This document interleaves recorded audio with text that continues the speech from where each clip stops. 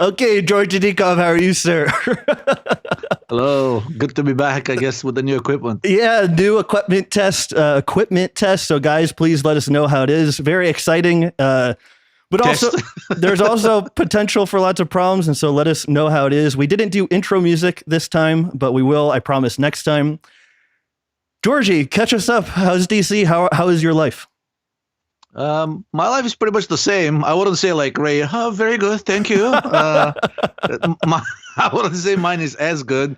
I think he enjoys more freedom out in freedom art out in Oregon than I do in DC. But I mean, the weather is nasty. It's 100+ degree heat, humidity.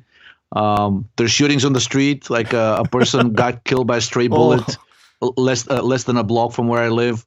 It's really messed up. I mean, basically, I live close to one of the famous districts in DC where everybody goes out at night. It's called the 14th Street Corridor. I live on 15th Street, so basically 1 block away. And somebody a week ago was getting out of a restaurant, very famous one on 14th Street, and then walked less than a block away, and then 4 people started shooting randomly in the air, and he got hit by a stray bullet and died. Jeez. And this is not an isolated occurrence. There are like shootings and killings happening every day. So we'll see what happens. But there's the official stats is that 12,000 people left DC during the pandemic, and the exodus continues. So we'll see how long I stay here. I may have to either join Ray or like find the equivalent of Eugene, Oregon, somewhere in the Appalachian Mountains. I'd love to have you in Mexico, Georgi. We could do this live. We could do this together. Whenever you move to that mountainous area, I'm strongly considering it. And then you're surrounded by farms. Yeah. How's that going, by the way? I don't know how much I'm allowed to say, but my friends are still looking. I think they're a little bit down on how difficult it is as a foreigner to buy land. There's like always upsides for everything, and there's always downsides for everything. And so I don't know. I think they're getting back here soon, and I'll go meet up with them and see where they're at. But what's the downside? Like there's too much paperwork because you're a gringo, or like what? There's like lots of handshake deals and stuff. So for example, one of the things in Chiapas was like, you can buy this farm, but there's no communal roads to the farm. And so if something happens, like the people that actually own the land that the roads exist on don't want you to use it anymore, you can't even go to your property. You know what I mean? Wow. So there's just stuff and like that. Of course, they're going to start asking for money in order to let you on your property, and then they can ask for pretty much anything since they control the access. It just seems like you're trying to improve your quality of life or whatever, but something like that can just completely destroy your investment, like just immediately. And so they're very smart people, and so they're weighing the pros and cons. And then I'm here doing these live streams and telling them that I'll live on a tarp or a hammock on their property if things get really, really bad. Can they rent? I mean, can you rent somebody's farm? Somebody who's a Mexican and owns it, basically, and they don't want to be there, and you can, you squat on their property. Of course, you paid him something, right? Or maybe you take care of it for free, and in return, you get to do whatever you want, and raise whatever animals you want.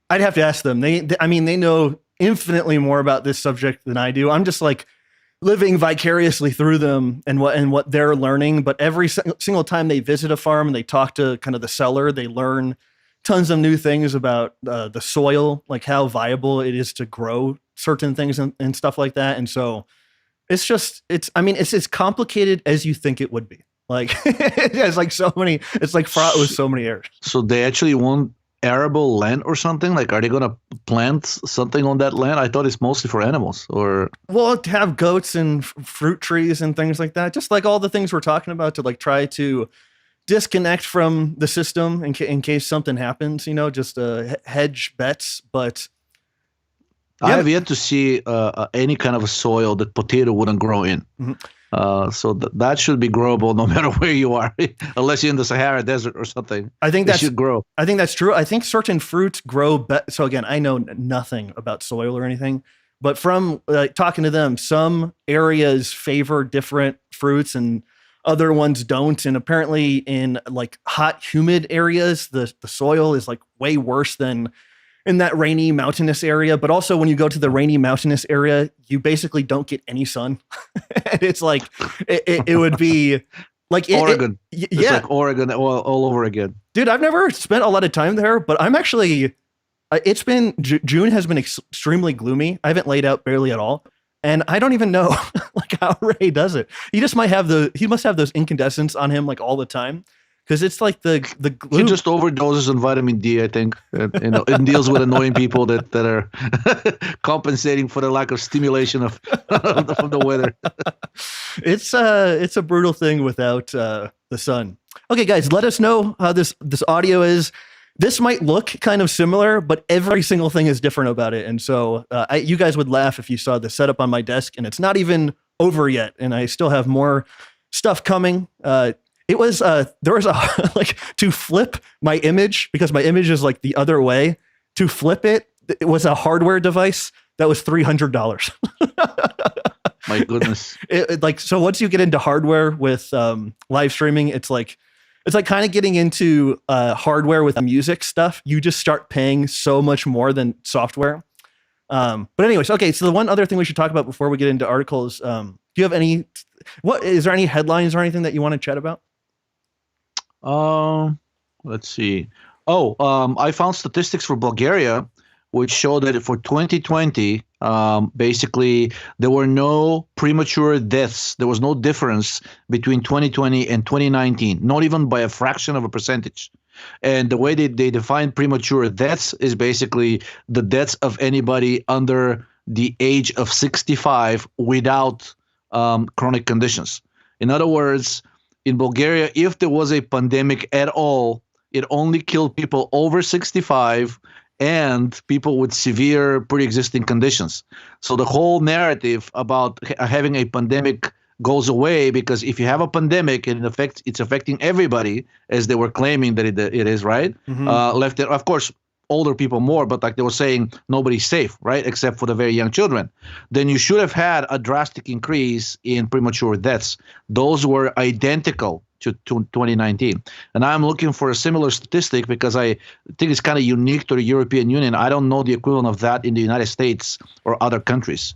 I think here they kind of they don't even talk about premature deaths. They have a model of what they call excess deaths, right? Mm-hmm. How many they expect it to occur. But that is based on a model. So you can tweak the model a little bit and come up with a grossly exaggerated excess deaths number, right? In Bulgaria, the number of premature deaths is a hard number. It's basically, this is how many people under the age of 65 without premature conditions died in 2019. And I'll send you the numbers. It's an identical percentage for 2020. So must be a really strange pandemic. And by the way, the total number of deaths, yes, there were 16,000 about 16,000 people more died in Bulgaria in 2020 than 2019. Mm-hmm. But just as in the United States, even though it was higher than the prior year, it was still lower than than the death count for 10 to 12 years ago. So basically, yes, even if you have a little bit of extra deaths, it's not at all clear that this is due to the pandemic and not to things like the lockdown, the social isolation, the substance abuse, the domestic violence, and all these kind of things. And it's kind of corroborated by that premature death statistics, which hasn't moved by even a fraction of a percentage. So I looked at the stats of several other European countries, and they're the exact same way. So if there was if there's still any doubt that this so-called pandemic is entirely conjured up out of thin air, at least in Europe, I mean, the numbers are out there, and those can't be fudged. These are not models. These are basically hard numbers of just how many people died compared to the previous years. And then I don't know if you saw that article I posted on the forum that the vaccines kill 2 people for every 3 people they save. Well, did you see that one? Well, I'm curious how they're saving these people, but explain more. Well, no, I mean, like, I don't believe they're saving them either, but still, like, that's a pretty terrible statistic, considering, first of all, that the death rate from COVID-19, even now by the official standards for everybody under the age of 60, according to the CDC, the survival rate is 99.98%. So you're essentially looking at the flu. So for that disease, for a disease so deadly, basically you need a test to detect it, and then for a vaccine so safe. Yeah, forced to be vaccinated through endless propaganda. Yeah. Exactly, and a vaccine so safe, you have to be bribed to take it. And now we know that the number needed to treat, basically, like if you vaccinate enough people, and so that you start causing deaths, just the official stats, you'll be causing 2 deaths for every 3 people saved. Of course, the study was immediately retracted. But the reason for the retraction is they said, while they agree with the analysis, they didn't agree with the argument the article made that this is like a cause and effect thing. They said, well, just because more people died in the vaccinated group doesn't mean that this was caused by the vaccine. Well, what else would it be caused by? Number one. Number two, because the death rate in the unvaccinated population was lower, and the only thing different on average, because think about it, we're talking about large statistically homogeneous groups, right? They're comparable to each other. So if you have 2 groups with largely the same profile, and then one group is unvaccinated, the other one is vaccinated, and then the rate of death in the vaccinated group is higher. Well, yes, it doesn't directly prove cause and effect, but there isn't anything else that can be attributed to, right? So basically, the powers that be have resorted to the argument that if you want to prove cause and effect, you have to go through a double-blind, randomized, placebo-controlled trial to prove that the vaccines kill more people than they don't. But guess what? They don't even allow true placebo groups anymore. The placebo group is another vaccine. So if the other vaccine is chosen, so that it has a similarly lethal profile to the COVID-19 vaccine, even a double-blind randomized placebo-controlled trial is not going to show that the COVID-19 vaccine is causing more deaths. I don't know how many of the actual trials actually had a true placebo group. I think all of them had either the meningitis vaccine or one of the flu vaccines, because they said it's unethical to have a true placebo group. Yeah. So these days, you really very rare to have a true placebo group. It's usually for ethical reasons. The placebo group is always injected or spiked with something. That's the same thing they pull with cancer, is they say it's like not ethical to not give these people radiation or chemo, right? Right. So basically, when you hear a new treatment doing better than basically and being approved, that's because it was compared to an already existing treatment, and this one killed slightly less people, slightly fewer people than the previous one. I don't know that there's ever been an actual double-blind, randomized, placebo-controlled trial with a true placebo group. They may have been back in like the 50s or 60s or even the 40s, but I don't know. I personally don't know of one. Maybe we should ask Ray, because that really right there, if you go and read those trials, they're probably still there. The results are still published. That will probably kill any argument that modern cancer treatment is saving lives. By the way, even mainstream oncologists are now saying for most cancers it doesn't.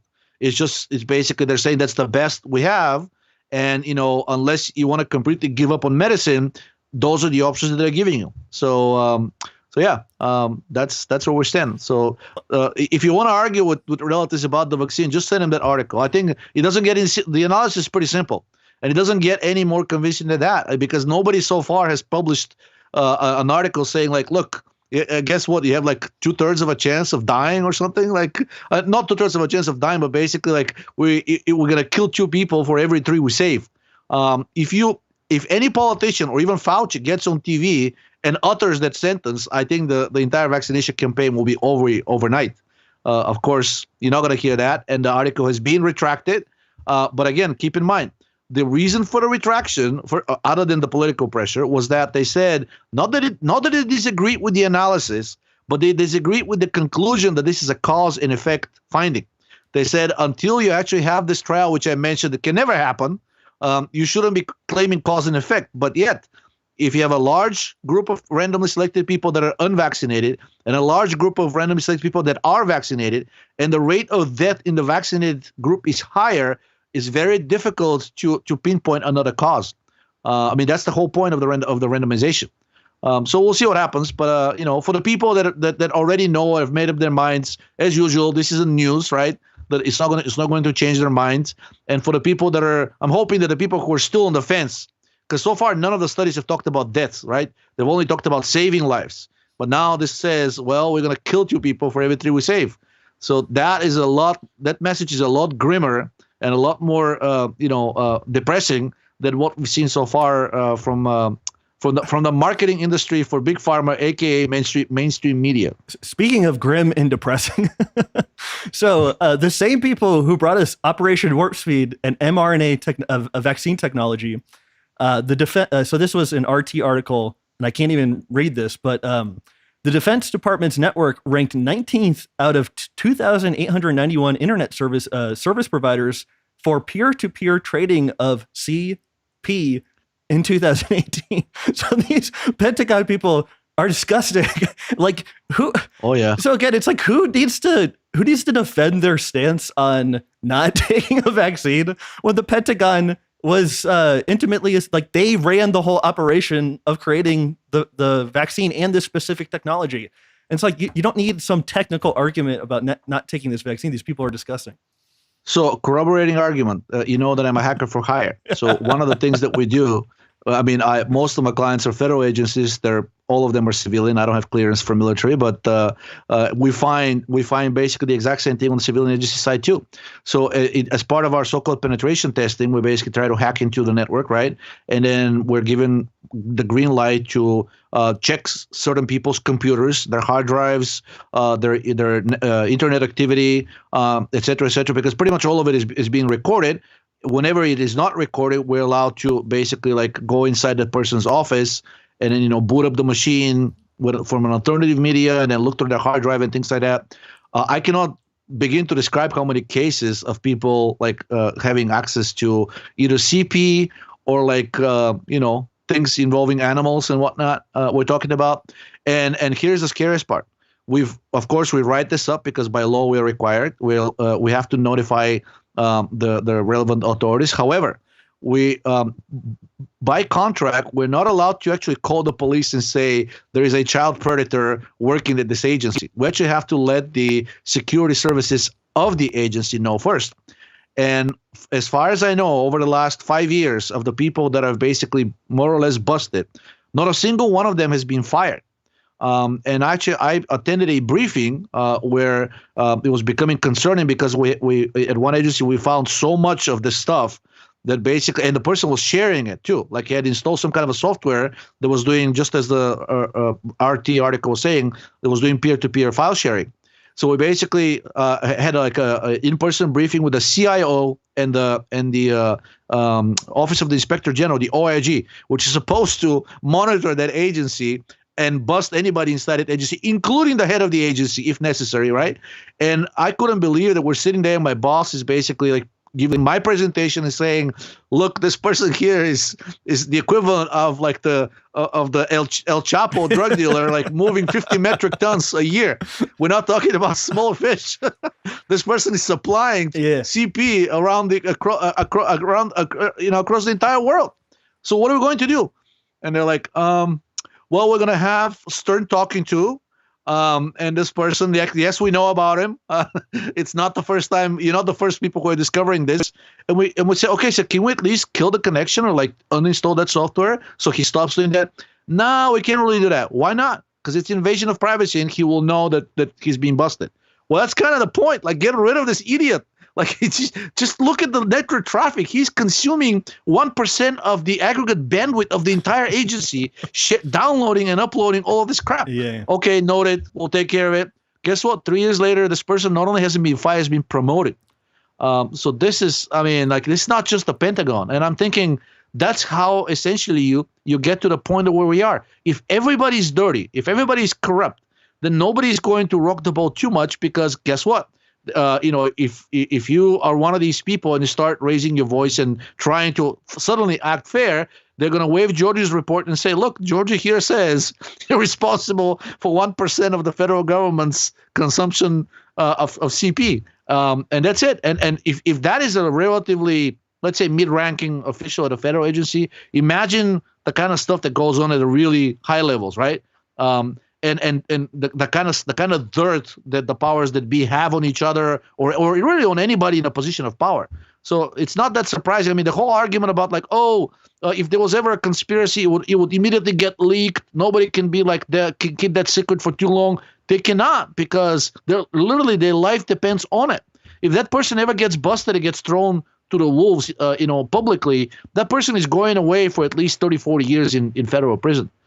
So I don't think anybody would like open their mouth or say anything, even if they were seeing the agency that they work for actively engaging in murders, drug trafficking, CP, child trafficking, whatnot. I mean, it sounds like to them it's just another day on planet Earth, just business as usual. Yeah, we can move on, but I think there's a term called like cognitive capture, and it's kind of like the higher up you move or you rank in kind of intelligence and politics, it's more you have to kind of like buy into the corrupt system. You know what I mean? Yeah. Otherwise you will not fit, and you'll either burn out, like get suicided with two bullets to the head, or something else will happen, and it just the system just doesn't tolerate outsiders. Yeah. One way or another, you're on your way out, whether by your own volition or the network will simply kick you out or crush you. And again, last thing, like, but books on how they recruit CIA people, they like expose them to disgusting. I hope I'm not getting too graphic here, but there was like a blunt circumcision in like Africa or something, and it was like a famous video that it was just so disgusting or something. But they would show new CIA recruits that video, and like the people that could tolerate it would move on. You know what I mean? Like, and that was, I think this book was written in the 70s or something. And so I think in order to be a CIA recruit, you're probably already like way off the deep end in terms of craziness and what you can tolerate. Well, that's what I mean. You have to be kind of this, there was like a quote by somebody. It's like, if you had criminal tendencies, but you're too much of a coward to act on them. That's right. Yeah, that's right. That was go join the CIA. Yeah. That was by, I forget, Brenner or some CIA agent. Anyways. Okay. We can move on here because we do have to, it is kind of late. Okay, do I want to say it? Oh, this is what I was saying. Okay, thank you to Tim. Thank you to Travis. Thank you to Anton. Thank you to Ilya. Thank you to Joseph. Thank you to Ruth. Thank you to Anna. And then thank you to Curlin as well for, these were all donations that I missed on the last stream. So thank you guys. Sincerely appreciate it. Some of them were extremely generous. So thank you guys so much. Sincerely appreciate it from the bottom of my heart. And let's get into a few articles, and then we'll talk about Idealabs, and then we'll talk about some more articles. Okay, let me open this up. Any of these that you want me to make this bigger? The one I show you about like exercise. Well, I mean, most of them are about PUFA, but the one that I liked a lot was that training exercise sessions temporarily impair training. Okay, Yeah, exactly. Got it. And this immediately reminded me of a study that I posted maybe 2 or 3 years ago on the forum, showing that at the completion of a marathon or even half a marathon, the majority of the participants who got tested, they did a random selection of them, were actually in a state of mild to moderate kidney failure. And you'll think like, oh my God, this is not a joke, First of all, kidney failure is nothing to play with. Of course, they said it was acute kidney failure, and the vast majority of people recover. What about the ones that didn't? How many times do you see an advertisement on TV or a disclaimer by a doctor who is saying like, oh, you need to exercise more, you need to run like a beast, but guess what? It may kill your kidneys. I've never heard of any doctor who even knew about that, let alone like give this disclaimer that exercise can actually harm you. And then the surprising thing from that marathon study, which now is corroborated by this one as well, is that the kidney failure occurred even in very elite, trained, sort of like hardened athletes that have been running marathons their entire lives.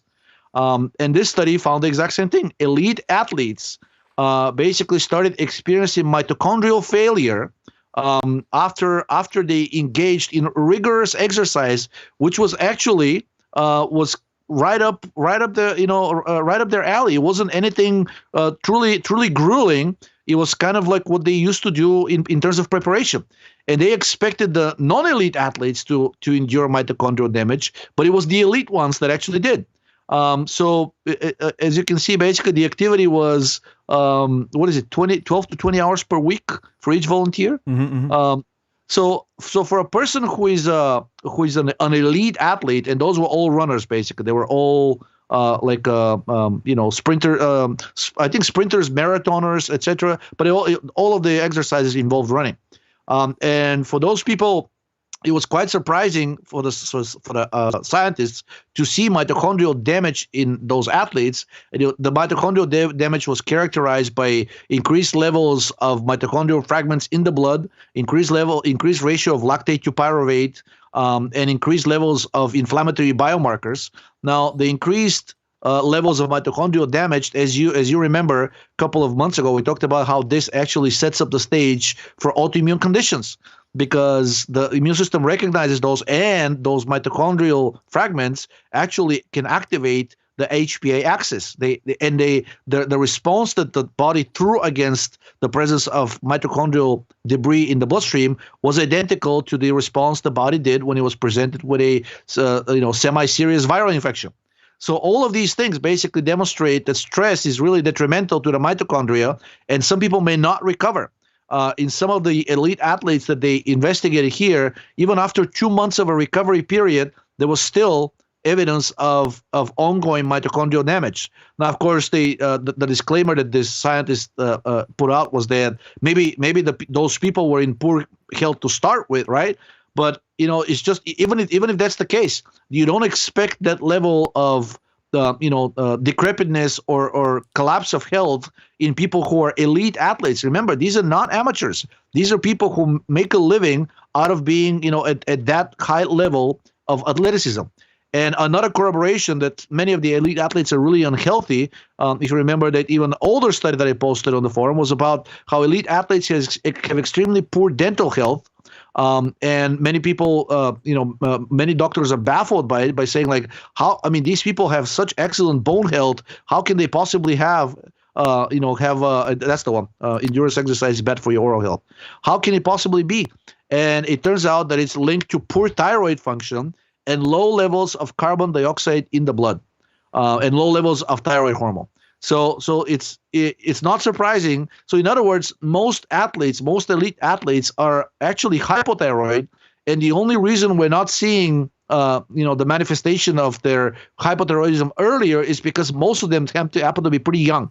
So they're still producing probably significant amounts of DHEA, pregnenolone, and progesterone, but they're actually the level of chronic disease in former elite athletes is several times higher than the general population. Which demonstrates once again that intense training, which seems to be all the rage these days, like CrossFit and redefine harder, redefine hardcore. I see these slogans everywhere here in DC. It's really not good for you for any aspect of your health. Bad teeth, bad bones, poor mitochondrial function, potentially leading to autoimmune conditions, and of course, eventually cancer. Once the mitochondria starts getting dismantled, and a sufficient number of cells decides to do that, then sooner or later a tumor is going to form. That's all that it takes for a cancer to form. Lack of oxidative phosphorylation. Could you also say just any type of breathless exercise would be risky, especially for somebody maybe with a low thyroid condition? Yeah, I mean, if you're getting to the point, if it's becoming a breathless exercise, means the lactate has risen to the point, or carbon dioxide has been suppressed to the point that you're basically gasping for air, that you're reaching a state of hypoxia. So the HIF expression will rise, right? You'll start releasing histamine and serotonin. If you're reading to that level where basically you're gasping for air, then it means probably lipolysis is also elevated way beyond comfort. So if you're doing this chronically, you're setting yourself up for failure. I mean, that's gasping for air is a sign of essentially starting to get into anaerobic glycolysis. And if that continues for a sufficiently long period of time, even if you're doing sporadically, right, you're not in anaerobic glycolysis 24/7. But if this continues on a daily basis for months or even years, eventually, if the cell starts to dismantle its apparatus, you're going to end up in aerobic glycolysis. And the only way out of this is the restoration of basically regeneration of mitochondria inside of that cell. And for that, carbon dioxide is the cardinal generating factor. And last thing before we move on, and maybe a safe way to exercise, like eating before and after, or breathing in a bag, or taking breaks in between sets or whatever. or taking thiamine and niacinamide, like if you're going to be going for a running session and you know you're going to be gasping for air, or like you're feeling really exhausted, or like you're not enjoying the exercise, or you're feeling this burning in your muscles somewhere like halfway through, taking some time. And there's now human studies that support this argument, this intervention. They did use the more fat soluble version of thiamine known as allithiamine, but the animal studies that compared allithiamine and regular thiamine found that both forms work equally well. I completely forgot, but I had sent Ray our last episode. I always like send him the talking. I don't know if he watches it or I doubt he cares, but like the title of that was like bodybuilding and steroids, and Ray said I look at bodybuilding like success in business. Like it's like this, like it is not, you don't want, if you're successful in business, it usually means like you've had to do a bunch of terrible things or whatever. It was just him being funny, but I thought it was, I laughed. I just like, it was like let's just say that it's the least criminal way to succeed in business, because bodybuilders actually probably enjoy the best health of any competitive athlete these days. Maybe set in the 70s or something, right? Yeah, maybe in the 70s. Yeah, but didn't somebody ask him like if bodybuilders basically are generally kind of have it right, the idea of like health? And Ray responded back with a study showing that they tend to live longer than the general population or something like that, despite their usage of steroids. So think about it. If they didn't abuse these, especially the estrogenic ones and the harsh ones, that much and kill their liver or their kidneys or their heart, didn't Arnold had like several like valves replaced recently? He had like an open heart surgery. So anyways, but aside from that, because of the relatively larger amount of muscle mass they maintain, even way into their 60s or even 70s, they tend to actually have higher metabolic rate and live longer. And I think I'm blanking on the name of the study, but Ray responded back to the person saying that he disapproves of a lot of the steroids that they use, but in general, they're much more on the right track than the people running themselves to death. Or like I don't know, or like doing keto, or like or starving, or doing the fasting and whatnot. So yeah, that seems counterintuitive, but I know what you mean. Like those starvation diets and things like that are not good for longevity or mental health. It's like it's counterintuitive because a lot of the bodybuilding people I've met are like some of the have like psycho mood problems and stuff like that I've known personally. And so, well, they abuse a lot of drugs. Like it's not just the steroids. Like before, they take a lot of the LSD derivatives. They take cabergoline, and that one is really dangerous because it's actually pro-fibrotic. It's one of the few, anti-prolactin, right? One of the few ergot derivatives that is a strong agonist of the 5-HT2B receptor. And basically, like one of the, I think it has a black box warning in some countries saying that you're running a higher risk of pulmonary retroperitoneal and heart fibrosis if you're using even the generally recommended dosages, which are like 2.5 milligrams twice a week or something like that.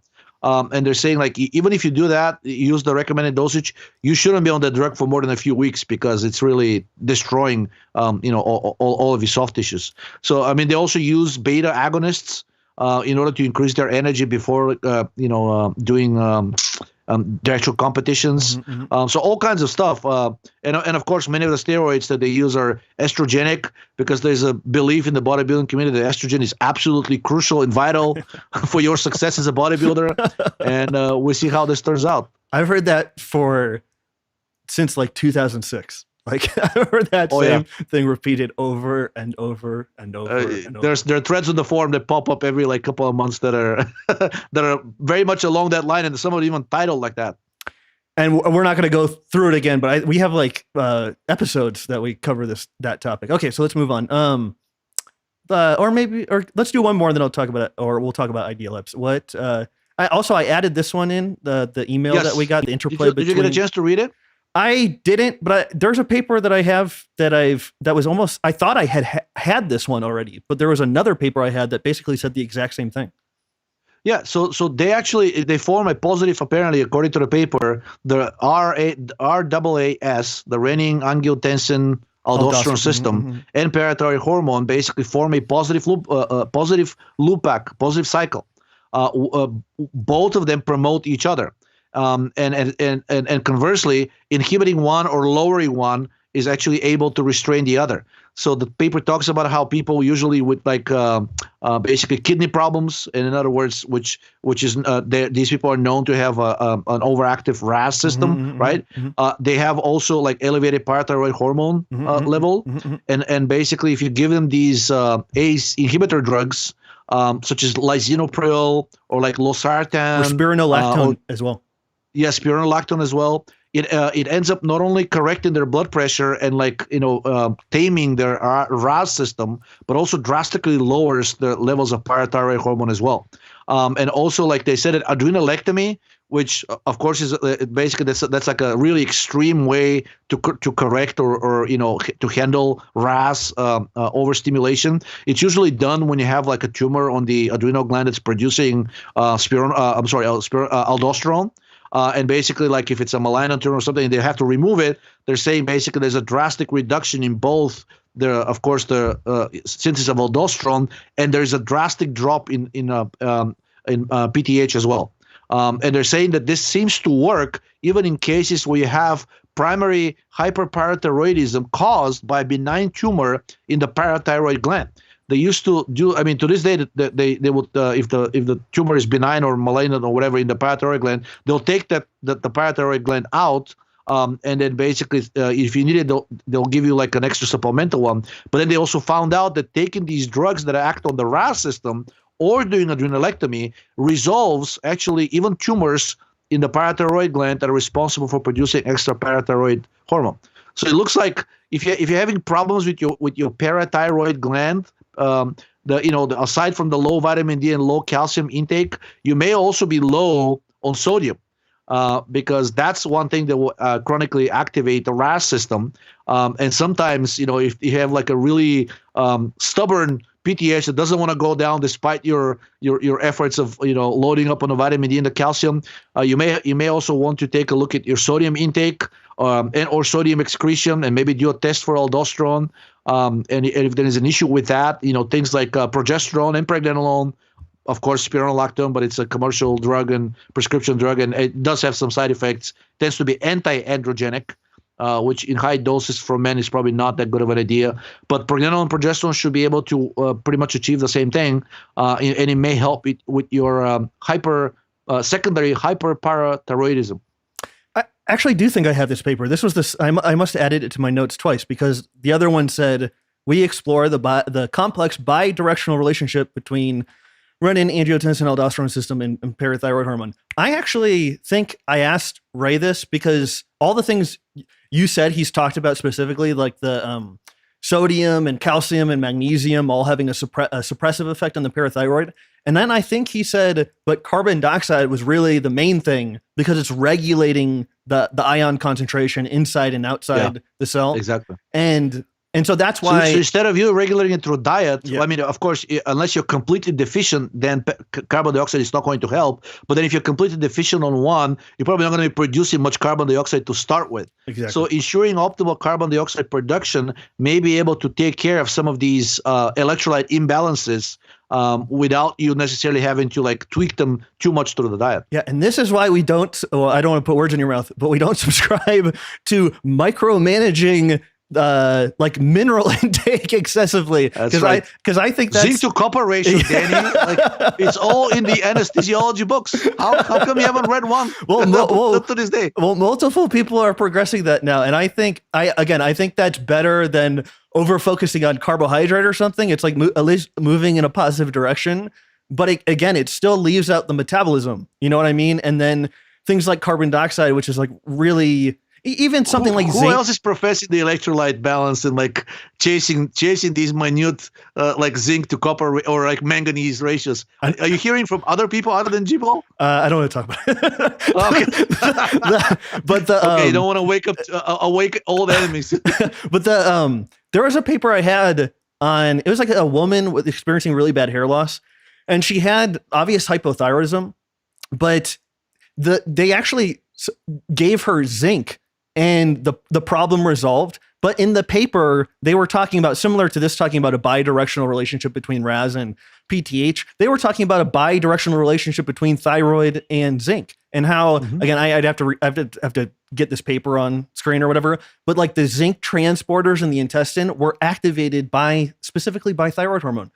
And so again, it's just kind of a fool's errand to look at this mineral and this vitamin outside the grand scheme of things. And especially since a low thyroid person is going to be chronically wasting magnesium, chronically wasting sodium, salt. Yeah, sodium. It's just again, don't give me too started on.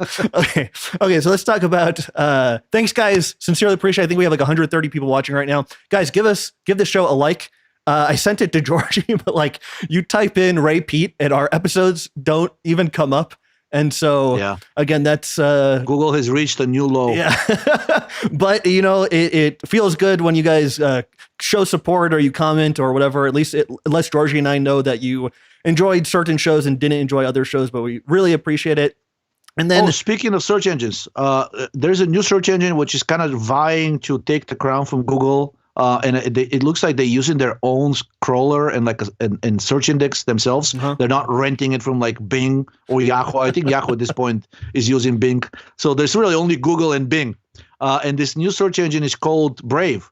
So the website is search.brave.com. Oh, but and I'll be interested to see what happens when you search for Ray Pete there or like try to find our shows there. There shouldn't be much censorship. Okay, so this used to be, or this still is a browser, but they created a search engine. Yeah. Okay, this is crazy. And they're squarely going after Google and specifically the censorship. Or they're more going after DuckDuckGo, right? I don't want to say they're going after DuckDuckGo. They're kind of they're basically saying like, well, yes, we are private, just like DuckDuckGo. We don't track you, but more importantly, we don't censor things, because I think even DuckDuckGo recently gave evasive answers when they were asked like, well, if there's like a paper that's generating a lot of controversy in the anti-vax world, are you guys suppressing results related to it? And they said, we comply with the latest like public health requirements and whatever the health experts say, which is just, to me, that's just a BS answer, which says, yes, we do. This is really cool. I had no idea. Well, I've been suspect of Google. I forgot what I was searching for, but Google was like, it was the first time that it was like so obvious that they were obscuring search results. And then I found it in like 5 seconds on DuckDuckGo, but it was, and even in one of the episodes we had, remember I was searching for that French dude that you were talking about, the certain drug, and then we found it really quickly on DuckDuckGo. Anyways, that's not news to anybody that Google is a flaming trash heap. Okay, let's talk. Well, since we spoke about the balance, the electrolyte balance and the blood pressure, let me see. There's one article here which talks about blood pressure as a result of increased PUFA. Oh, the hypertension effect on Yes. Click on that one. Close these. Yes, excellent. Exactly. So if you read that article, it shows that the increase, basically just a 20% PUFA in the diet, resulted in not drastically, but like 20 to 30% higher blood pressure compared to the animals that were fed saturated fat. And they say low PUFA diet. It wasn't simply low PUFA diet. It was actually high saturated fat diet. So and these are rats that actually are genetically bred to develop spontaneous hypertension. So it was kind of surprising to the researchers to find out that the rats on the saturated fat diet became resilient to developing the high blood pressure that they were genetically bred to develop.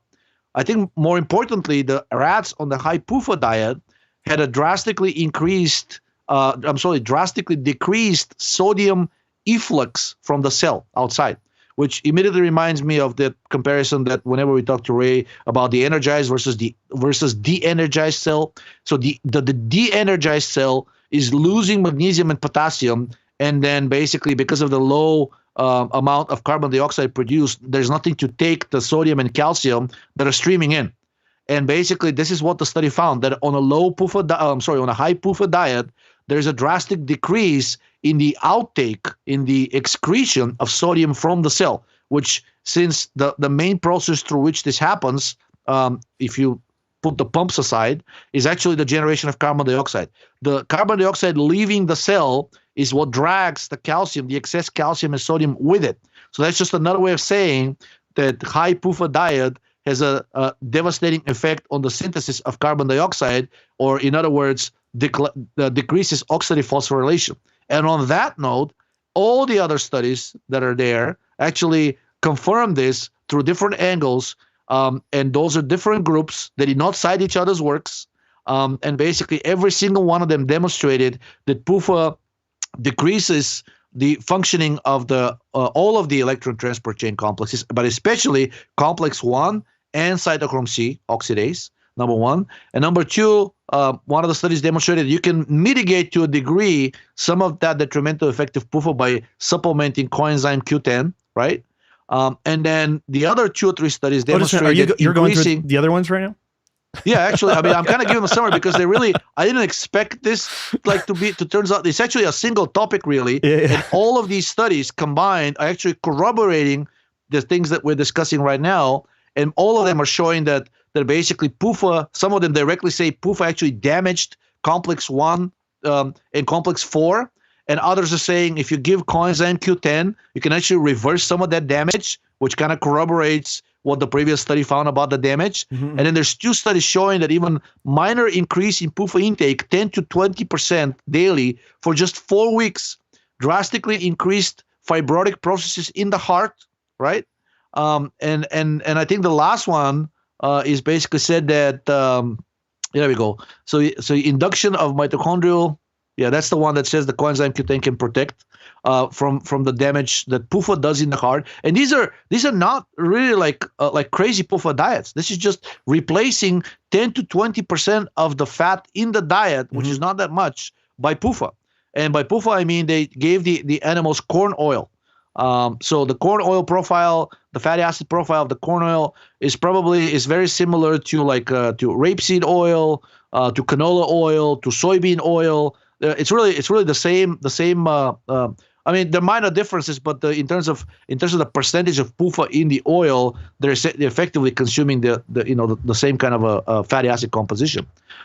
So this thing showed that if you give a little bit of a coenzyme Q10, you can actually reduce some of that problem because PUFA actually increased the reactive oxygen species, and as we know from a previous study, that is a sign of a decreased activity of the electron transport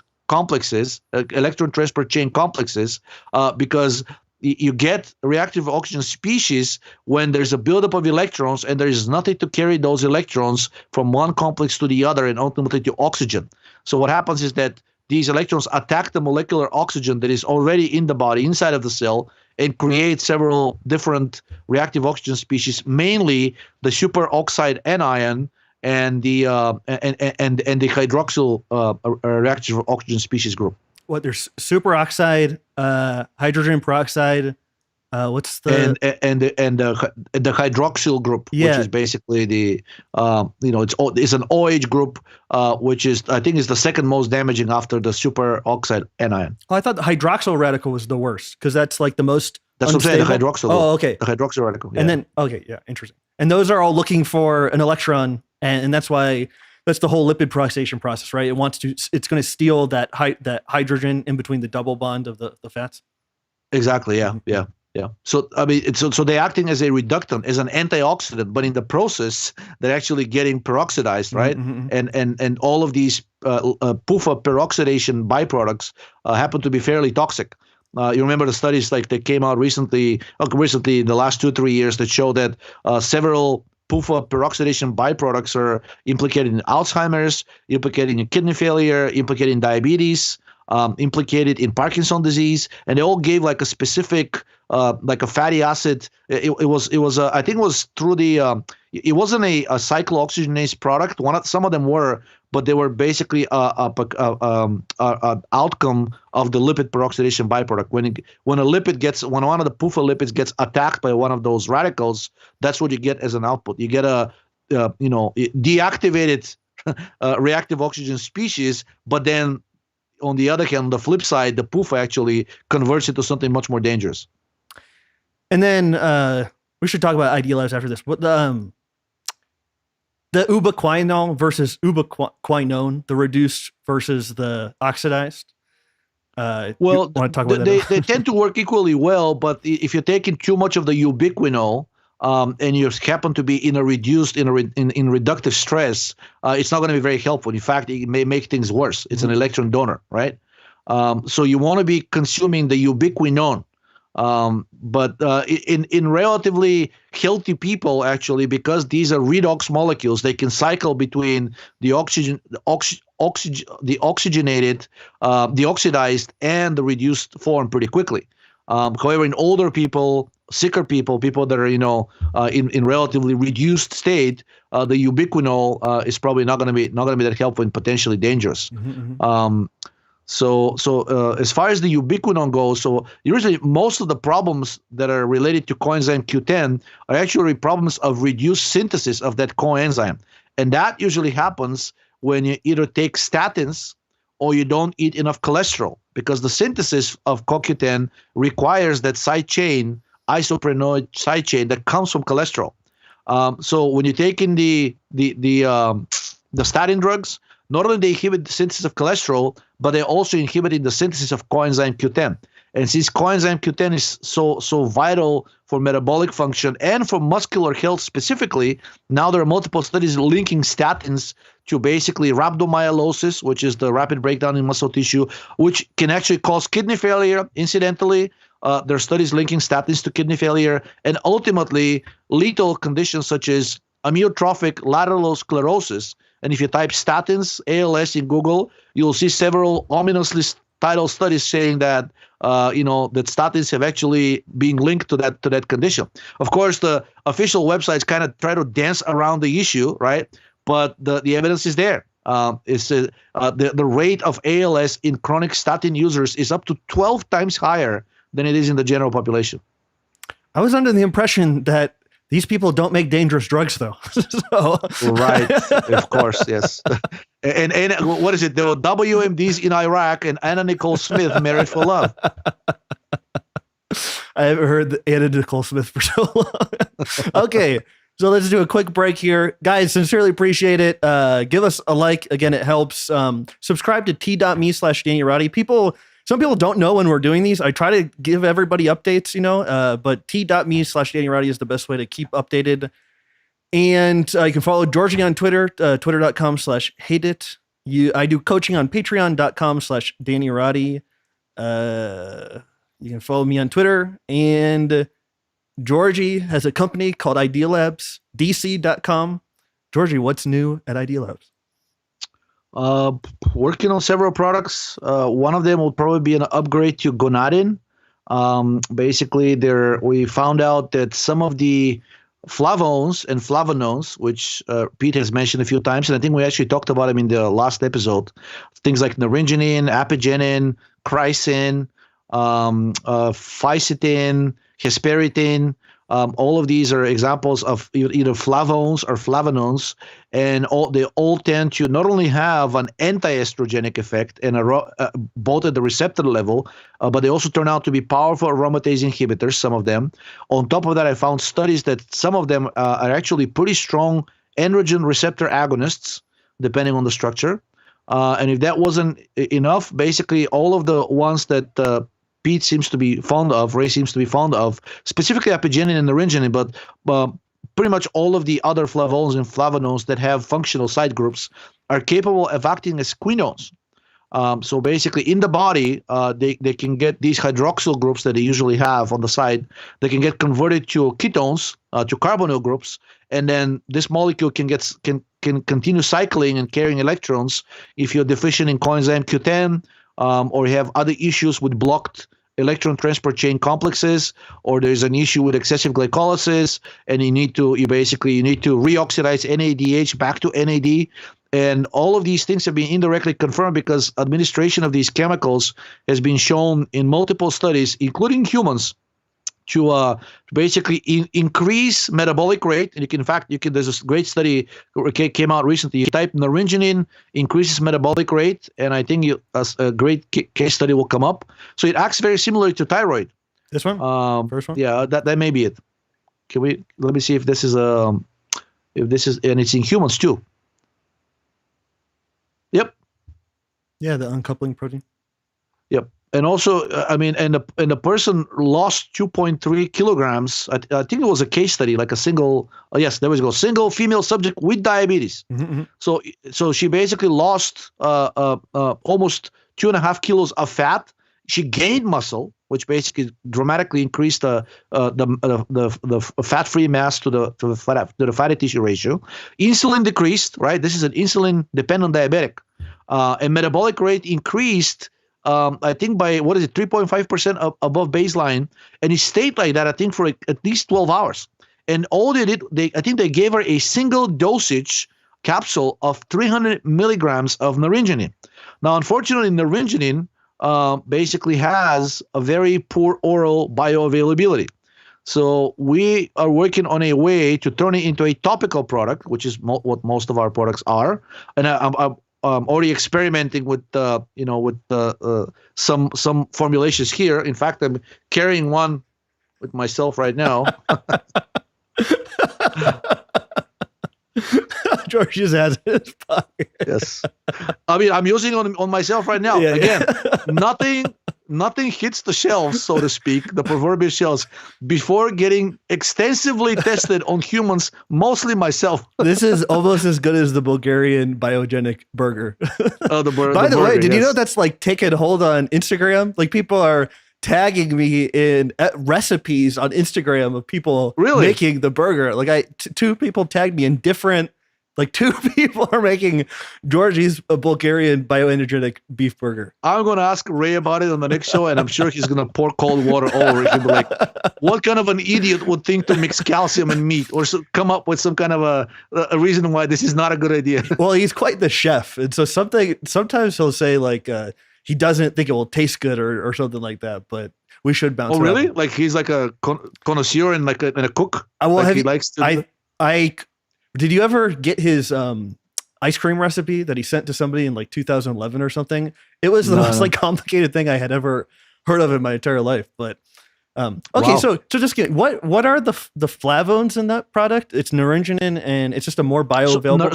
So naringenin is a flavanone, so it's like a more saturated version. And apigenin and naringenin are almost the same molecule, but naringenin is more saturated. So it's it's lacking one of the double bonds. So if you go to Google and type phytoprogestogens, a Wikipedia page will come up, and basically apigenin and naringenin and many of the other flavones and flavanols are now considered phytoprogestogens. That's another way. That's basically a really devious way of saying they are anti-estrogens, but they don't want to admit that because there are similarly structured chemicals that are highly estrogenic. The isoflavones and the isoflavonones are very heavily estrogenic. Things like dietine, genistein, the coumestrol, several of the coumarins, they're all isoflavones or isoflavonones, and those actually are strong estrogen receptor agonists. And in fact, I think genistein has the same affinity as an actual agonist, the same affinity for the estrogen receptor alpha as estradiol. So you basically, by eating soy, you're getting hefty dosages of effectively an exogenous estrogen that is as potent as estradiol. And keep in mind that healthy people, at least males, produce less than 50 micrograms of estradiol daily. So when you're drinking a glass of soy milk, which is now becoming hugely popular, you're ingesting something on the order of 50 to 70 milligrams of these isoflavones. So it's a massive estrogenic dose. Anyway, so the phytoprogestogens, which it mentions naringenin and apigenin there, they're basically now shown to bind to the estrogen receptors as antagonists. They're inhibitors of aromatase, and now they're saying that they're also binding to the progesterone receptor as agonists as well. However, naringenin should not be in this category because subsequent studies try to test this a little bit further and actually did in vivo studies and found that naringenin is actually only unique among all of these, is not actually activating the progesterone receptor. It is strictly an estrogen antagonist, the most potent aromatase inhibitor out of the entire group, and also potentially androgenic as well. If you go to Google and type naringenin and DHT for dihydrotestosterone, you will see that naringenin triples the production of dihydrotestosterone at a relatively low micromolar concentration. And like I said, I found additional, just DHT, because that's how it appears in the study. That's the one, the first one. And actually, you can see that it says that is a synopsis. Naringenin increased DHT. Just type Control F naringenin, it'll come up. Boosted. There you go. Yeah. In addition, naringenin boosted DHT production in DO145 cells, unique among all of the flavonols and flavonones. So we're going to try to change the baseline gonadin formulation. I think we're going to get rid of squalene and phytol, and we're going to replace the squalene and phytol with one of those flavonols and or flavonones. And then we're working, basically there are additional studies showing that the methoxylated versions of these flavonols and flavonones are much more bioavailable, much stronger at what they do, and you can achieve the exact same things with dosages that are up to 10 times lower. So now we're trying to either get in contact with labs or use the chemical group, the group of chemists that I work with in Bulgaria to synthesize some of those. And then we'll probably have two versions, like a baseline gonadin version, which will still have the methyl palmitate, methyl oleate, and one or two of these flavonols and flavonones in their unchanged form. And then a plus version, where you will probably have a higher dosage of naringenin, which is kind of what I have in my pocket right now, plus another one that tends to be a stronger androgen receptor agonist. So we're going to try to have a product that is a very heavily androgenic, very heavily anti-estrogenic, both at the receptor level and the aromatase level, into one product, and it's entirely based on things that are found in nature. So that's kind of, and that's probably the most realistic one in terms of like how quickly that can get released. We do have the serotonin antagonist 6-methoxyharmalan. Save that. Let's talk about that when we talk about Idealabs again after a few articles. You want to do that? Sure. Last thing. So apigenin is in guava, and chamomile, parsley, and of course citrus fruits. Yeah. Naringenin is of course mostly found in citrus fruits, but it's in there. It is found as its glycoside form known as naringin. But it's okay once you ingest it. Once you mix it to your colon or to any portion of your intestine that has a microbiome. Hopefully, that's not the small intestine. It gets the glycosides get quickly split up, and they basically get into pure naringenin. However, naringenin is very quickly deactivated by the epithelial cells, so not much of it absorbs, and the half-life is pretty short. However, if you replace some of the hydroxyl groups of naringenin with methoxy groups, basically the bioavailability drastically improves. The half-life increases to the level of several hours, potentially up to half a day. And also several cancer studies with those methoxylated versions of the flavonols and flavonones demonstrated that you can actually effectively cure cancer with dosages that are 10 to 15 times lower than the comparative dosage of the non-methoxylated version of the original unmodified compound. So we're going to test a few of those, maybe even do like an in vivo study on cancer, choose the one that we think works the best, and then release a gonadin plus version, which will have that. So basically, it will be a kind of like estrogen, but on steroids, without having any steroids. That's really interesting. That sounds. Aren't these peroxisome proliferator activator receptor? Aren't these like intimately involved in fibrosis? Fatty acid oxidation. And also fibrosis. Okay. Yes. I feel like I had always seen those in fibrosis articles. Okay, so we'll talk about the serotonin product next. Last question about that. Didn't you already have a product with naringenin in it? Is this what's the difference? Melanome. It's called melanome. But it's basically one of the only two products that we have remaining that uses DMSO as a solvent. Okay. And then what many people don't like the DMSO. We've been getting like requests to replace it with something else. But unfortunately, the regular apigenin and the regular naringenin, they don't dissolve in almost anything else to the level that's needed to actually create a liquid product. However, we found a new solvent that is capable of dissolving naringenin at a pretty high concentration. That's what I have in my pocket.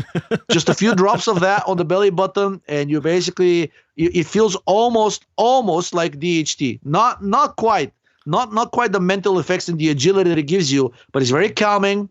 It does harden up your muscles. It does improve basically sexual function and erotic dreams, which is what Ray seems to use as a surrogate of how well things are working down there. Basically, you get it noticeably drier, and at higher doses, starts to give some of the symptoms of like too low of an estrogen, like you get like achy joints or your bones would crack every once in a while. Not to the point where that something like exemestane would do, but it's very obvious that estrogen is being lowered. Like one of the first symptoms of a lower estrogen is that if you're feeling this really tired but wired mentally condition, where you're basically agitated, you're very tired but you can't sleep, and you're getting aggravated the smallest thing, that's usually a very good indication of high estrogen and prolactin, especially if you're getting aggressive, like if you're like willing to take on somebody physically, and you're yelling at people for no reason. That thing kills it in its tracks in a matter of seconds. And the exemestane does something very similar, but exemestane somehow, and I think Ray is once again right on this, if at higher dosages, it kind of gives you this feeling like this thing is not very good for you if you're taking it at a too high of a dose. Definitely the 25 milligram, which is used for treating breast cancer, I think that's insane. That's probably going to cause some kind of a problem down the road. At the 5 to 6 milligram daily range, which was shown to already be enough to maximally suppress estrogen, exemestane is great. But guess what? It's a prescription drug. It's very hard to find. It's getting expensive. Now there's even talk about potentially DEA regulating it because it's considered a doping agent. And once it gets to the DEA schedule, then basically it will be very, very difficult to obtain. And even the company selling it as a lab product will probably start asking for like a prescription in order for you to be able to buy it. Even large ones like Sigma Aldrich and the other large chemical vendors. Right now, it's unregulated, even though it's a prescription drug. But I think that's how the powers that be regulate things that they don't like. They convince the agencies that these things have abuse potential, whether for sports, for like cheating on exams or whatnot, or cheating on during competitions. I think that's because if you look at all of the things that are on that banned list, yeah, some of them are dangerous. But guess what? Thyroid hormone is there. DHEA is about to get added. It's actually on that list, but not in the United States. It's I think, but it's definitely on the WADA list, the World Anti-Doping Agency. So all of the things that are actually good for you, and many other things that are not good for you, but all of the things that are good for you are already on that list. Save aspirin and pregnenolone and progesterone. And now I think FDA has recently issued like a directive towards compounding pharmacies. They can no longer use pregnenolone in compounding pharmacies. Wow. But that's pretty recent. But if you're an athlete, you can use the Bulgarian bioenergetic beef burger to improve your performance. Yes, 100%. Or lamb burger. Yeah. I mean, I'm not particularly.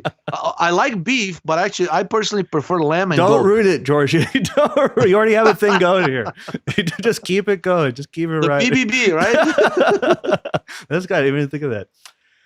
Okay, guys, thank you so much. Thanks for hanging out Friday the 9th, Cyber Polygon Day. Sincerely appreciate it. Give this episode a like. It really helps out. Subscribe to alternative platforms, t.me/Danny Rowdy on BitChute, on Odyssey, on all the things. And also we have a pretty big listenership on Spotify as well. So you can always listen to these. You know what? Let me just plug my interview with Justin of Extreme Health Radio. I thought it turned out pretty good. so check this out. It was supposed to be on YouTube, but it's only on Spotify right now. And so I thought it was really fun chatting with him. And we go over lots of extremely basic stuff. And so something I hear repeatedly over and over is, I know a lot of people really enjoy the shows, but some people will say you guys get too technical. And I almost think this show, that's what the show like is. I think we're trying to be technical. And if you need a lot of the basic info, I think that's been gone over already in the earlier episodes and the podcast that we did in 2015. And so that information always will exist, but this is the Georgi show. I'm just letting you rip and talk about things and having a good chat. And that's why we can maintain it, because it's so fun to do. And so, I mean, technical or not, I try to explain what's behind the technically, right? The discussion about like the methoxylated versus the hydroxylated, there's a reason for that. And ultimately it comes down to this. You can achieve you can achieve more with less, right? And you can actually make it a viable product as a liquid product, as a transdermal product, which is not really viable with the regular chemicals that are out there. Yeah. Yeah. I always think of all these podcasts as like, all the other ones inform this episode. Do you know what I mean? Like it's a long continuation. But if somebody's coming from low carb or something, they're like, what in the hell are you guys talking about? You know what? Like this stuff is too confusing for me. And so I'm just saying there's lots of information for people and there's clips on Twitter and Instagram, and I'm always doing stuff like that. So if you seek the info, I think you'll find it. And then generativeenergy.com. So this is kind of our Notion document for all of these episodes. And I think, I did put the last one on here. So if you click on an episode, then you can go where the episode is found. For some reason, I couldn't upload to BitChute, so that's not here. You can go through the timestamps, and then you can go all the way back to the older episodes. The first one, we talked about global warming in June 29th of 2019. And I did a very lazy timestamp breakdown. Why? I remember thinking, this is what I used to think, that the live streams were like throwaway, and I liked doing them, but I didn't think they were that important. And then of course my consciousness shifted, and now I think they're the most important thing I do. That's what keeps you in touch with the audience, man. And like, but it's because I'm not bullshitting you. It's because they're so fun to do with you, and then they're even more fun to do with Ray. And also I think we earned the fun aspect with Ray. Like those were kind of hard in the beginning, I think. Like people were saying it's weird, it's not good. And now I think they're so fun. And so I always really enjoy doing I think the wizard kind of opened up a little bit, warmed up to both of us. He used to live in his world out there that nobody understands. And now has at least two people that are like into it and like quizzing him on it. And I kind of feel, at least would like to think that he kind of enjoys it. I genuinely think that as well. So I'm very happy with, 62 episodes, and I think they'll be even better at 100 and even better at 200. So I'm excited for the future. And obviously that's why I invested like 5 G's on this equipment, because I really believe in the podcast. Okay. So what's the time here? Okay. 1:11. I want to talk about a few more articles. We'll talk about Idealabs again, and then we'll skedaddle out of here. Were there more articles? Yeah, there should be one that basically polyunsaturated fat impairs blood glucose control in type 2 diabetics. Yeah, good. Yeah. Okay, perfect. I mean, that one is actually really good because if you look at the level of PUFA in the diet, they only increase it from 5% to 12%. That's nothing, right? I mean, you can do this simply by not being too careful about your diet on a day-to-day basis. And even that was enough over basically 2 periods of 3 weeks. That's all it took to drastically exacerbate the glucose control in people with already existing type 2 diabetes without anything else changing. And basically, if you look at, they had a between 17 and 18% higher fasting blood glucose, which may not sound like much, but keep in mind that in order to be type 2 diabetic, and most of these people were already taking drugs for diabetes, their diabetes was advanced.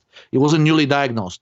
So technically, if your blood glucose, fasting blood glucose is over 125, you're considered a type 2 diabetic. But most people with established diabetes are averaging in the 250s to the 300s. So that's effectively close to 20% higher. That means up to 40% higher, a higher reading. And that often makes the difference. If your blood sugar jumps by, let's say, like 40 points, that's often enough for the doctor to actually start asking you to go on insulin, even if temporarily. And all it took for this to happen was basically a minor change, only 7% of the actual calories increase, switching from saturated fat towards PUFA. And also over a relatively short time period, just 3 weeks. Okay, but the thing that's causing the high blood sugar is the carbohydrate, though. So yeah, but it didn't change. No, I'm playing devil's advocate. I would have played along with that. I said, okay, let's investigate some other options. But these were pretty good, and these people actually lived in a metabolic ward. So it's not like they were secretly cheating and like going and eating like Twix or something, or like loading up on the ice cream or drinking Cokes or Pepsis and whatnot. They were actually under extremely strict diet where their energy intake was measured down to the kilocalorie. And they didn't get access to anything else. So I guess they could have drank secretly water, I mean, that would actually have an effect. Because if you drink too much water, it has an effect it works similarly to growth hormone and actually impairs insulin sensitivity. So unless they were doing that, there's really very little argument here that a minor increase in PUFA intake drastically worsened glucose insulin sensitivity in type 2 diabetics over just a 3-week period. That's all it took. Okay, let me just rephrase my question. What could possibly be the mechanism for something like that? Well, I mean, just increased lipolysis, right? I mean, if you're eating the PUFA and basically like the PUFA tends to stick in your bloodstream for longer, or at least basically, because I remember that study that showed that PUFA can actually stimulate. First of all, it serves as the precursor of the inflammatory mediators. Those themselves have been shown to actually damage the beta cells in the pancreas. Also, both the COX and the LOX metabolites are known to actually block the insulin from attaching to its receptor, so that's an additional way of causing insulin resistance. And finally, if PUFA is capable of activating the HPA axis, even without the increase in ACTH, if you remember that study, a PUFA metabolite was capable of causing the adrenals to start releasing cortisol, even without the pituitary releasing ACTH. Now that alone is enough to increase lipolysis further, and that automatically leads to a decline in insulin sensitivity. Aside from even like eating this extra fat. And by the way, they didn't eat extra fat. They actually simply changed the fatty acid composition and increased it by 7% in favor of PUFA, but the total amount of calories between the two groups was exactly the same. And finally, the synergism of PUFA with estrogen and actually acting like estrogen. If you remember that study that we discussed maybe 2 or 3 weeks ago, that maternal high PUFA diet causes aggression in the offspring, depression, and alcoholism. And their explanation of the authors was precisely because of the high estrogenic effect that PUFA had. There you go. Hyperestrogenism in the offspring.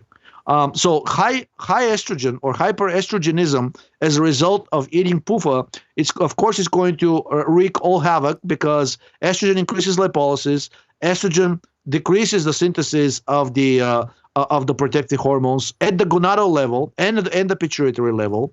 Estrogen increases the release of cortisol. It irritates the adrenals, and in younger people, that may coincide with also increased synthesis and release of DHEA. However, in people with already established type 2 diabetes who already have low DHEA levels, that thing is going to decimate their DHEA levels even more, while continuously increasing cortisol as well. And considering all the other studies that discuss the role of cortisol in type 2 diabetes, and the fact that a cortisol blocker such as RU486 can actually cure type 2 diabetes and lead to sustained weight loss, I think the role of PUFA here, it cannot be underestimated. I mean, it acts on just so many different pro-pathological mechanisms. It's not one or two. I mean, everything about these fats, from their structure to the way they're metabolized to the way they affect the endocrine system, is detrimental. What was that PUFA ACTH paper? Do you remember the name? Yeah, if you go to Google and search the Repeat Forum, it's not on my blog. I posted it maybe like 3 years ago before I had a blog. I thought we. So if you go to Google, talked about it on. There may have been another one. I mean, there's several of those already published. PUFA stimulates cortisol. There we go. That's the one. And it was specifically, I'm forgetting the name, but it's some kind of a PUFA metabolite that did that. And it was really pernicious because it raised it, like it really increased the synthesis of cortisol to the level almost of a person that would have like a Cushing syndrome. Look, from 5.3 to 14.7. Wow. So most people have cortisol levels. If you look at the average cortisol levels, most people nowadays have them like in the upper 25th percentile of the normal range.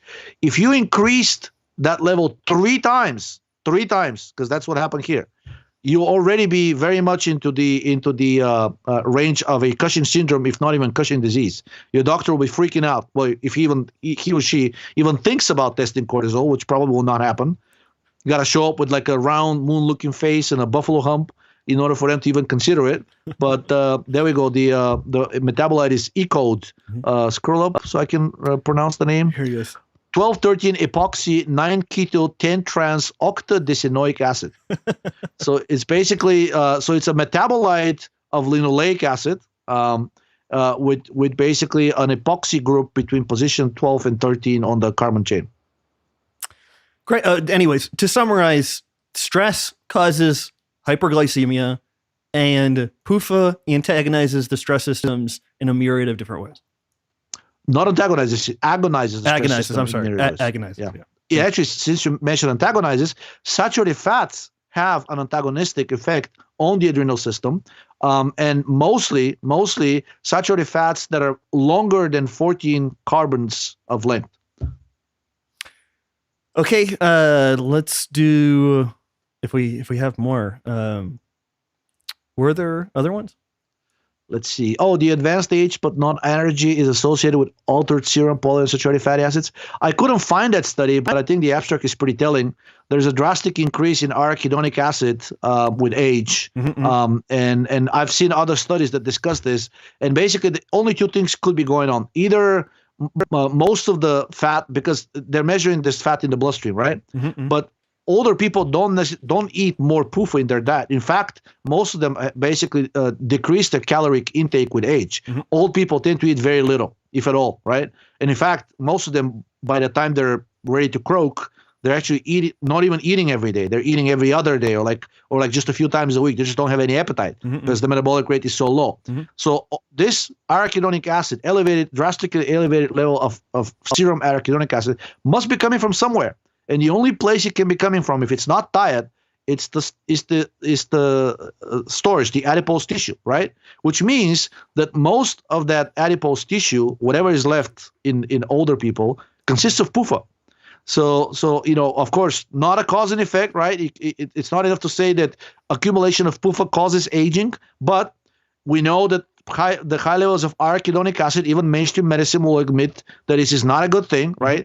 So at the very least, we can probably put the blame on the elevated PUFA levels in the serum of older people to many of the inflammatory conditions from which they're suffering, because there's nothing else that explains it.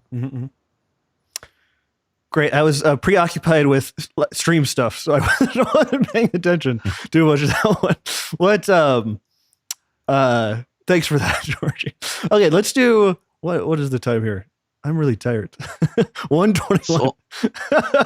Okay, let's do. Was there another one you wanted to chat about? Let me see. Oh, the neuronal one, the one that basically showed that decreased incorporation of PUFA in the neurons is actually beneficial. Decrease? Okay, we did that one. Hypertension, PUFA, blood sugar. Oh, neuronal lipolysis participates. Yes. Okay. Yes. Okay. And that's another one that I couldn't find because, did you hear the news? Sci-Hub is basically under attack. No way, really? There have been no papers added since the beginning of 2021 because Alexandra is being sued in India, and she actually, for whatever reason, she decided to comply. Sci-Hub is still working, but no new papers are being added as of right now. Actually, as of the beginning of 2021. So we're basically more than half of the year gone through, and none of the papers from 2021 have been added. You'll probably notice this if you try to search for something that's being published in 2021 for Sci-Hub, it's not going to come up. You basically get a blank page. Does LibGen still work? Because no. I don't know why, but it still works, but none of the new papers are available from any of them. But is LibGen pull from Sci-Hub? They're connected. I think it's the same database. It's just a different way of searching through a database and different sources of downloading them. So LibGen is more like a torrent, right? Basically, like when something comes up on LibGen, I think it gives you the option to download it from several sources. Yeah, there's like one of them is Sci-Hub, but several others are. I think they look like Magneto links to me, which is a torrent system. Was this one of the papers that you couldn't find? Yeah, try it. It's from 2021. I always forget the URL. Because I don't know why I got in the habit of just going here instead of Sci-Hub. I'm doing both. If I can't find it on one, I try the other.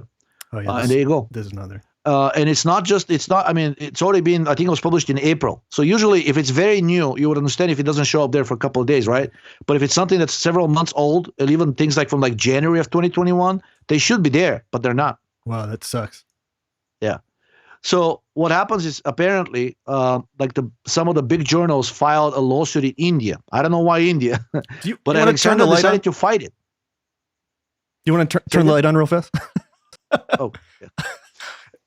Guys, sincerely appreciate it. Thank you so much. Give this episode a like. It really supports the show. Thanks for hanging out Friday, Cyber Polygon Day. Thanks, Georgi. Appreciate it. Sorry to interrupt you. Keep going.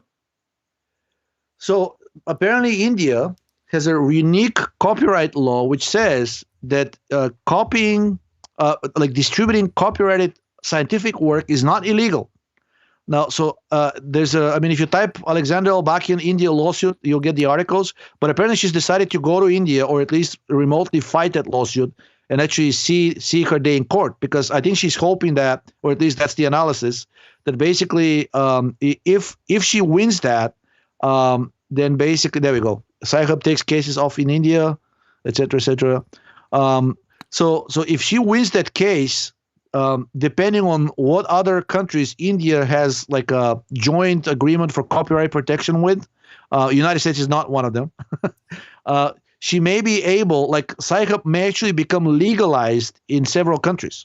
And she actually, in that interview, she basically said that she's that she thought that Sci-Hub would get legalized by now, that she was really disappointed. I mean, I'm like, come on, what world do you live in? Like, you haven't seen what's been going on so far? Yeah. And basically, she's hoping to win that case because apparently the law in India says that what she's been doing through Sci-Hub, it's not illegal. And if she wins that, then we may be able to get that thing fully legalized in some countries. And then after that, it'll be a piece of cake to access it through a proxy that's like local, even if your ISP or like the journals like want this blocked somehow or being available only in that specific country where it's legal. Information wants to be free. If something is available digitally in one country, it will be available worldwide. So let's hope that she wins that case in India, and see what happens. I mean, can you even quantify how? I'm pretty done. Alexandria, right? Alexandra Elbakyan. Can you even quantify how much she has positively influenced your life?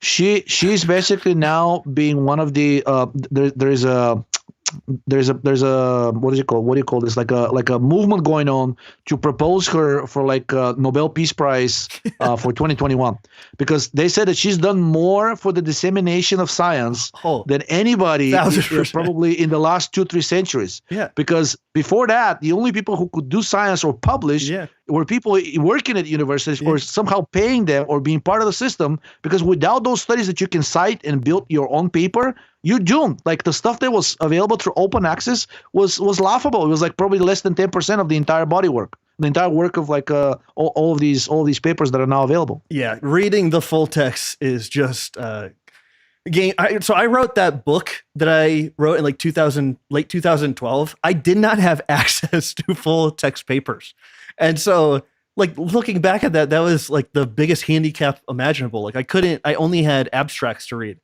My story is even more touching. Yeah. I used to go to Georgetown, which is basically 2 miles from where I currently live. Before Sci-Hub was available, I would actually search for these papers, right? The ones that I want to, and collect a list of maybe 20 or 30 of them, and go and walk in freaking heat or ridiculous cold, walk 2 miles to the campus and go to the library and basically go through these one by one, and hoping that the university would have a subscription for those journals to get these studies just to read them, right? And that's most of my early work on the Repeat Forum. It involved so much physical effort behind it that when now people that are early that are coming to the forum lately and criticizing me and saying oh, anybody can take these papers and post them there and take the quotes out. Well, number one, why aren't you doing it? And number two, when you walk the I don't know how many thousands of miles I have to get these things done, then this is not done for profit. I didn't have Idealabs at the time. Yeah, this was only done out of pure interest. I used to go to Berkeley's Science Center, and I would find they had old Hans Selye books, and I would just and one of the things I was interested in and found information on was him talking about serotonin, which he called enteramine. That was the original name. And 9% is produced there, right, in the gut. So it has to be something with entera in it. Yeah, but it was crazy because I think I had heard Ray talk about that stuff in passing. I couldn't find any information on it on the internet, and then I had to go to that library and found a bunch of info. And I think I was like taking photos of the book or whatever.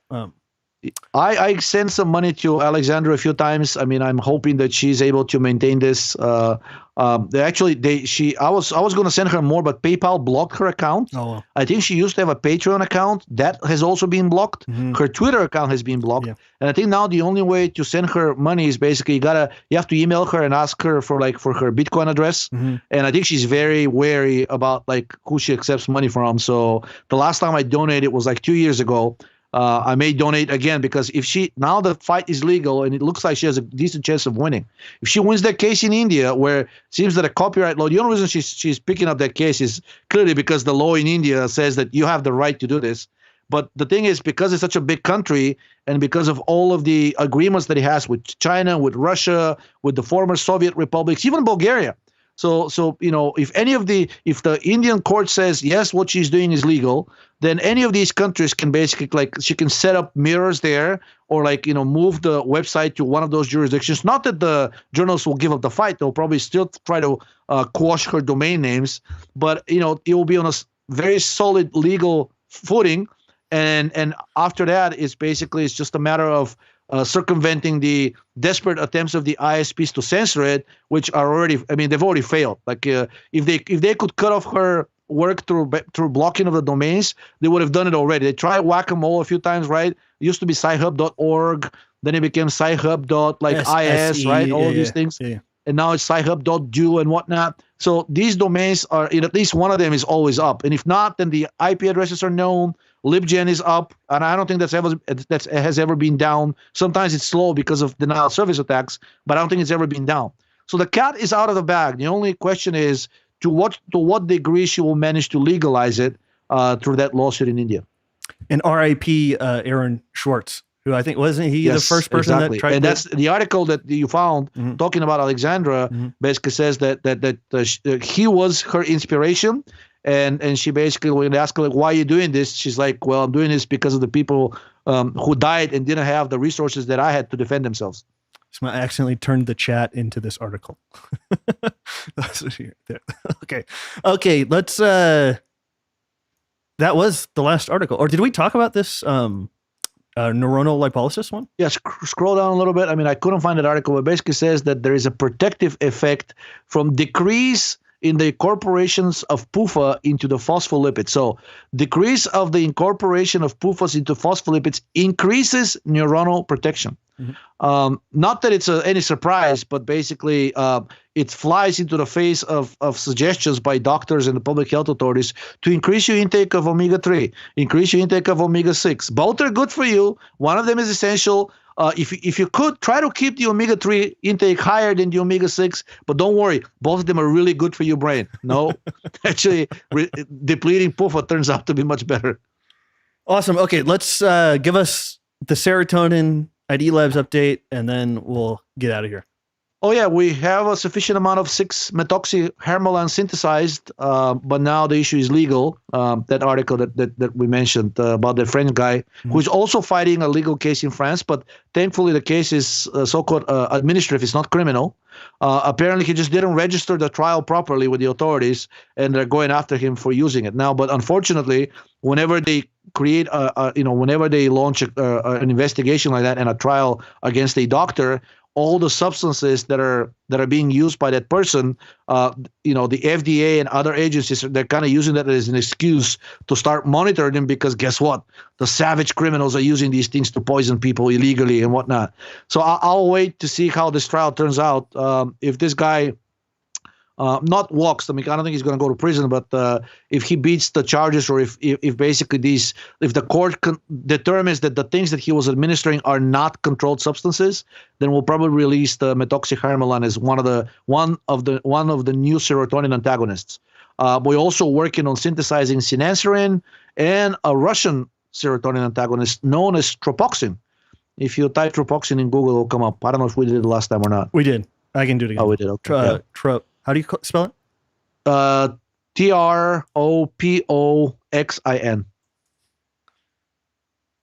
There you go. And And unsurprisingly, an anti-migraine agent. Now, the sad thing is that if you go through the older studies published in before the 1980s, it was a fairly well-known hypothesis and considered strongly corroborated that serotonin was the cause of migraines, and you need to administer anti-serotonin drugs in order to treat migraines. These days, most of that knowledge has been lost. Now, basically, they're giving serotonin agonists or SSRI drugs for treatment of migraine, and needless to say, none of that works very well. Riboflavin, which is vitamin B2, is also enjoying a bit of a resurgence as a treatment of migraines. And in fact, even the Mayo Clinic has recently said that it's probably effective. I don't know why they would venture this, this free advertisement for something that cannot possibly make profit for big pharma. But the reason why it works, probably aside from its improvement of the participation as the cofactor FAD, flavin adenine dinucleotide in complex 2. So aside from participating in oxidative phosphorylation, the other big role of vitamin B2, again through the FAD, is that it is a cofactor for the enzyme monoamine oxidase type A. And that is the main enzyme that degrades serotonin. So by taking extra vitamin B2, you're increasing the activity of monoamine oxidase type A, and you're increasing the degradation of serotonin, the oxidative degradation of serotonin. So one other solid piece of evidence that serotonin is pathological and a direct cause of migraines, and anything that can be done to lower it is therapeutic. So if your doctor is prescribing you a serotonin agonist or an SSRI drug for migraine, I guess, I don't know, either search for a new doctor or show them these articles if you're in the mood for fight, or ask them if they took their COVID-19 vaccine. If the answer is yes, maybe that doctor will not be a problem for too long. Yeah, you could go to another doctor and hear the exact same thing from them. That's right. Well, is this a serotonin antagonist superior to other forms that you think, or what does this offer that other ones don't? Well, it seems to work in similar dosages to cyproheptadine, unfortunately. But it doesn't have the antihistamine effect and the anticholinergic one. Mm-hmm. So it seems to be mostly an anti-serotonin drug. Now, the antihistamine and the anticholinergic effects are giving some people problems. Like, as you know, cyproheptadine is heavily sedating. Yeah. That tends to wear off with usage, but for some people it doesn't. Also, there are reports and even published case studies of cyproheptadine causing liver damage in some people. Mm-hmm. And Ray seemed to acknowledge in a few emails, several people emailed him about elevated liver enzymes from cyproheptadine, and he advised them to lower the dosage. So tropoxin, based on the studies that are in Russian and the ones that are translated in English, doesn't seem to have any side effects. Seems to work at similar dosages to cyproheptadine, and tends to be a non-selective serotonin antagonist, but not much else. So, just like sinansary. So trying to get to the anti-serotonin aspect, because that is very beneficial without messing up with any of the other systems. Not that having an antihistamine or an anticholinergic agent is bad, is that some people don't react very well to using such agents. Some people in the chat are saying they would like a detailed breakdown of dosages and descriptions for your supplements. And so why is that not basically possible? Well, some of these things are sold as lab chemicals, and we're not even allowed to discuss human usage. Mm-hmm. So cyproheptadine, one of them, the thyroid products like Tyronine and Tyromix. So anything that is a prescription drug, we can only sell as a solution in a bottle.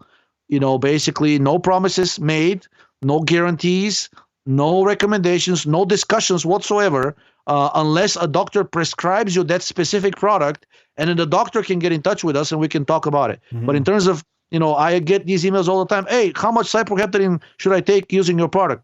Zero comment. Yeah. Cannot discuss human usage of products sold as, R&D products or lab products. As far as the other, like the ones that are sold as cosmetics, simply because the dosage is different, but some of them do have indications. Like if you look at Estroban, it says serving size is 8 drops, right? So most of them are made to last about 30 days if used at the suggested servings. But again, for the steroid ones, such as cortisone, which is a progesterone DHEA, the bottle was made to provide 12 milligrams of DHEA daily, and if you use that amount, would last 30 days. Guess what? For most people, it turns out that even that dosage, especially if they're hypothyroid, can result in estrogenic side effects. So Ray, I think, has said that using as little as 5 to 6 milligrams, even in old people, restores the levels of DHEA to the youthful level. It may take some time of taking it, but at least in the tissues, like not necessarily in the bloodstream, you'll be raising your levels of DHEA.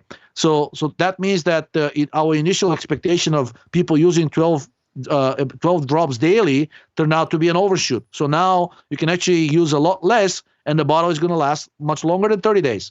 So it really depends on each person. I mean, we're trying to avoid a cookie cutter approach also as well, right? So it's legal issue one, and then it's basically the individual differences of people's metabolism, health, needs, etc.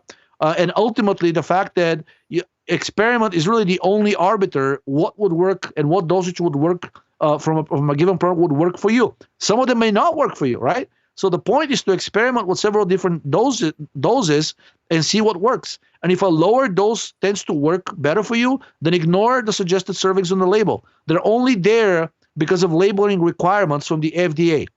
FDA says that, for things that have known RDAs, you should be suggesting serving size.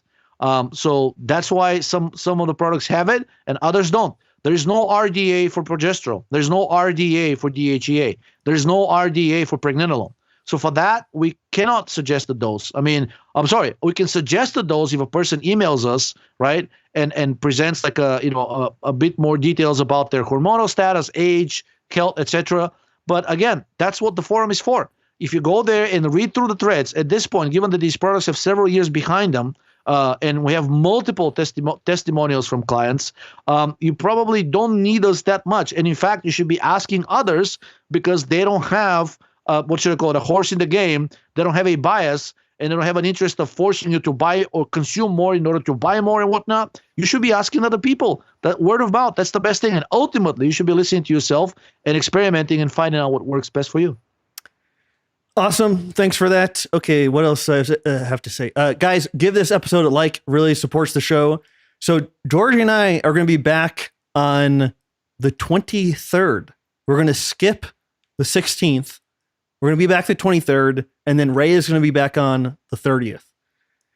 And so that should be the schedule. I can't believe this worked. I can't believe we did not experience any hiccups. Again, this is such a convoluted setup. It's worth it, but I'm in complete awe right now. It could have been terrible, but it went swimmingly. And so, Georgi Dinkov, thank you so much. As always, my partner in crime. You make these so fun to do. We have an amazing listenership. I am just receiving this excessive amount of positive messages on all different types of platforms saying people excessive amount of positivity. It's an excessive amount of positivity of people saying they really enjoy the show. And so again, it just so happens that it's the best part of my week. And Georgi, I appreciate it. And then Ray is the coup de grace, and he makes them even more fun. So guys, give the episode a like. I will stay up. I will timestamp this, and it will be out on YouTube.